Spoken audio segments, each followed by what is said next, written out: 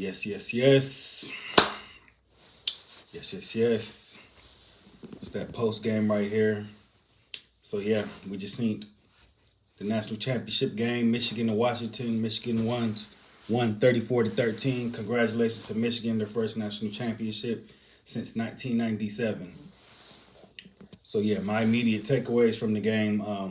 Going into this game, I was wondering how it was going to play out because you got a high power offense in Washington, one of the better offenses in the country. They got NFL talent at wide receiver, running back everywhere. Dylan at running back, he's an NFL back. Hold on, let me see. I'm pulling up the stats here. Yeah, but yeah, Washington has a high powered offense. A lot of NFL players, Dylan at running back, Odunze at receiver, Penix. A lot of these guys are going to be in the NFL. So going into this game, I wanted to see how a high power offense was going to go up against one of the best defenses in the country in Michigan. Something had to budge. A high power offense going against a stout defense, and Michigan did their thing defensively. Man, they held Penix in check. Most of the season, Penix was lighting everybody up, man, airing it out, throwing bombs on everybody. Their running back, Dylan Johnson, had over 1,000 yards this season, but Michigan's defense did a great job of containing Washington. They didn't really let them get a lot of explosive plays. Their defense played very well. Michael Penix, 27 of 51, 255 yards, one touchdown, two interceptions. You'll take that. You'll take that with a guy that's a marksman like Penix. You'll take that. He was under a lot of pressure. They were sacking him. The corners played well. Who was that? Will Johnson. He was on Odunze a lot. He played him very well this game. Yeah, hats off to the defense. Defense played very well. They didn't let Washington get off.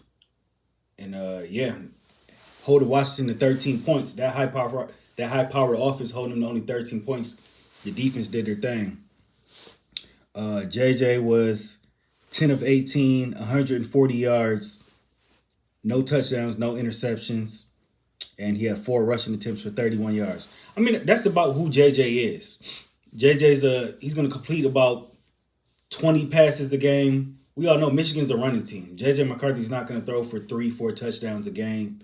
He's not going to, he's not going to have 350, 400 passing yards. That's just not the quarterback he is. That's not the offense this is. This is a control the line of scrimmage, run the ball type of offense. So, and McCarthy manages that well. You got the two-headed monster at running back, Blake Corum, Donovan Edwards. Donovan Edwards had a big game, 2 touchdowns.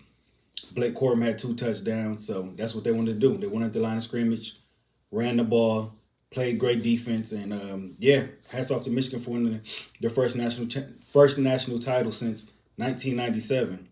And this one they got outright. The one in '97 they had to split. They had to split with Peyton Manning and them boys. So shout out to Michigan, man. Good game, and they deserve it. They ran the table. Their schedule was a little soft this year. Their non-conference schedule. UNLV, Bowling Green, East Carolina. But I mean, regardless of what, they handled business in all those games. They took care of business. They ran the table, and a lot of teams will schedule easy non-conference out of conference games, so you can run the table, so you can put yourself in a better position to win a national championship. Because if you run the table, you got a better chance of getting the playoff and winning it all. So I'm not knocking Michigan for padding their schedule this year. I'm not going to hold that against them. As far as JJ, I seen during the game they put a graphic up. Mel Kiper has him as his 5th best quarterback for this upcoming draft. I don't think JJ McCarthy needs to leave and go to the NFL. I think he needs to come back to school. He's not a first rounder in my opinion. Mel Kiper said he's the 5th best quarterback in this draft. I don't think he's top 5. I would take Caleb Williams, Drake May, Jaden Daniels, Bo Nix, and Michael Penix. I'll take all those guys over McCarthy in the draft. If McCarthy into the draft right now, I'd take him in like the 3rd round, me personally, like late 2nd, 3rd round. But I think he needs to come back.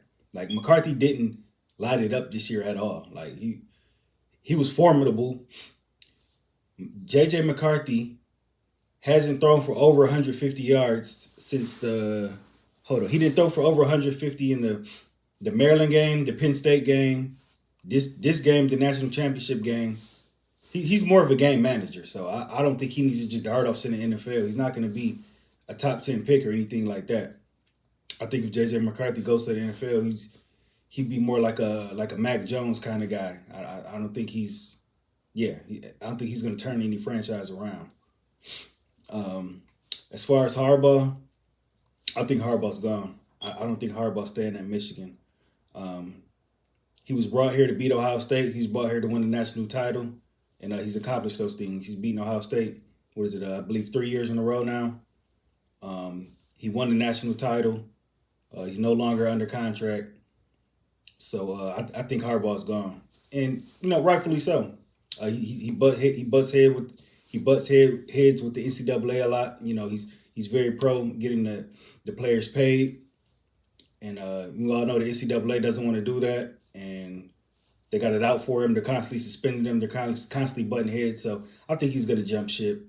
A lot of openings in the NFL. Atlanta, the Commanders fired Ron Rivera. The Chargers job is open. I don't know if Eberflus is going to be in or out of Chicago, but there's definitely some openings in the NFL for Harbaugh. So I think ultimately he's going to leave Michigan and go back to the NFL. And I mean, why not? Why not? You beat Ohio State, you won a national championship. The job's done here. Hats off to you for getting that done. So yeah, that's pretty much where I'm at with it. That's my post game analysis, and that's where I'm at. That's where I'm at with everything, man. Make sure y'all like, comment, subscribe.